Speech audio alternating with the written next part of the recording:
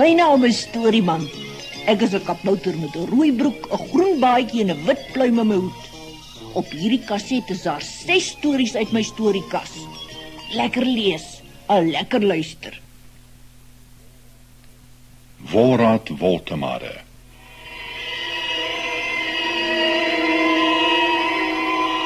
Die Kaap van Storms is nie sonder rede so genoem nie. Van die vroegste tye af is seilskepe langs die stormagtige kus verpletter. Om seevaders teen die verskriklike storms in Tafelbaai te beskerm, het die owerheid hulle verbied om in die ergste wintermaande hier anker te gooi. In hierdie maande moes hulle in Simonstad gaan lê. Maar soms was skepsmanne so haastig om in die ooste uit te kom, dat hulle die verbod geïgnoreer het.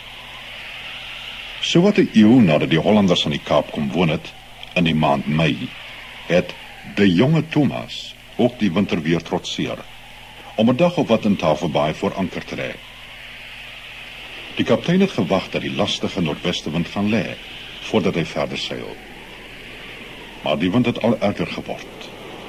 En teen die tweede aand het 'n Kaapse storm in al sy aaklige geweld losgebaars. Dwars deur die swart nag woed die wind en ruk die reusagtige golwe aan de jonge Thomas se ankertoue. Teen donkeroggend word die skip nog net deur een anker vasgehou. Oral aan die Kaap lê mense na die huilende wind en luister. Verskeie noodskote word afgevuur. Ook Wolraad Woltemade, 'n melkboer, hoor die skote en dink vol medelee aan die arme seemanne op die skip. Toe die skip se laaste ankertou ook losruk, huil de jonge Thomas op die kus af.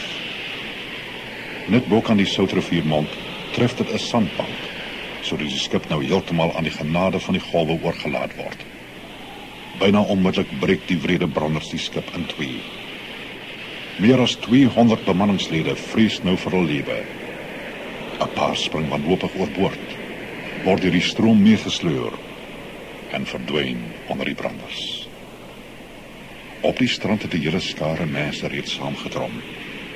Hulle is nader gelok deur die noodskote en die angskrete van die bemanning, wat kort selfs bo die geloei van die wind en die gebrul van die see gehoor kan word. Onder die toeskouers, wat nie een aan 'n plan kan dink om die ongelukkige matroos op die skip te red nie, is ook 'n 30-tal soldate, wat deur die gouverneur gestuur is om die skipsvrag wat uitspoel te bewaak. Een van die soldate is Wolraad Woltemade se seun. In sy plaashuis dink Wolraad steeds aan die arme bemanningslede wat die seegeweld moet trotseer. Hy dink ook aan sy seun wat die storm op die strand moet trotseer en besluit om vir hom 'n bietjie warm kos te neem. Toe Wolraad Woltemade te perd op die strand opdaag om vir sy seun kos te gee, klink die angskrete van die bemanningslede al wanhopiger op. Nog 'n paar matrose het oorboord gespring, en hier en daar word een of twee tog lewend deur die branders uitgespoel en deur die omstanders op die strand gehelp. Maar vir die matrose op die skip en die mense op die strand niks te doen. Nee, iets moet gedoen word, besluit Wolraad. 'n Mens kan tog nie net toekyk hoe hulle vergaan nie. En toe, sonder om 'n oomblik langer te huiwer, stuur Wolraad Woltemade sy getroue perd die wilde branders in. Toe die mense op die strand sien wat hy besig is om te doen, is dit te laat om hom te keer. Hy het reeds halfpad in die skip gevorder. Nou is elke oog op die strand en op die skip op Wolraad gerig. Asemloos word dit opgehou. Gaan hy die skip bereik? Ja, hy is daar. Hy skreeu iets bo die storm uit en twee matrose spring van die skip af na hom toe. Hy laat hulle aan weerskante van die perd vashou en draai terug strand toe. Weer eens word elke asem opgehou. Nader en nader kom die perd met die drie mense. Eindelijk bereik hulle die strand. Die toeskouers hardloop nader om die twee matrose te help. En Wolraad vir sy dapperheid op die skouer te klop, maar hulle kan hul oë nie glo nie. Wolraad en sy perd is alweer verby die voorste branders. Weereens kyk almal gespanne toe hy die skip bereik. En nog 2 matrose strand toe bring. Die 3de keer verdwyn Wolraad en sy pers. Dan 'n 4de en 'n 5de keer. Elke keer bring hy 2 matrose veilig uit die water.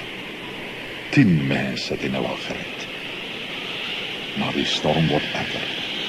En die mense op die strand is verstom toe Wolraad sy perd 'n 6de keer die water instuur.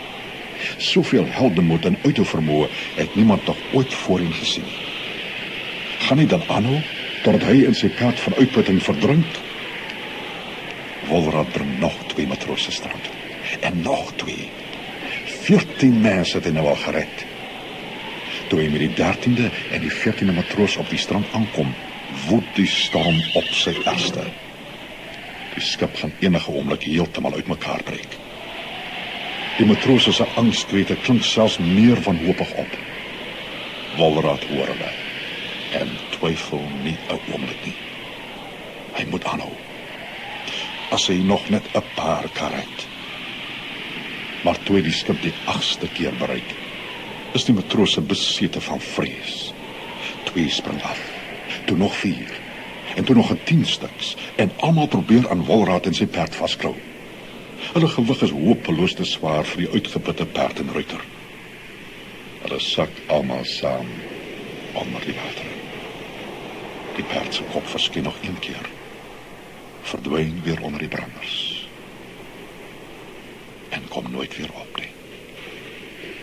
So het Wolraad Woltemade sy lewe opgeoffer om 14 mense, wat hy glad nie eens geken het nie, te red. Daarom sal sy naam altyd onthou word, wanneer mense van Suid-Afrika se grootste helde praat.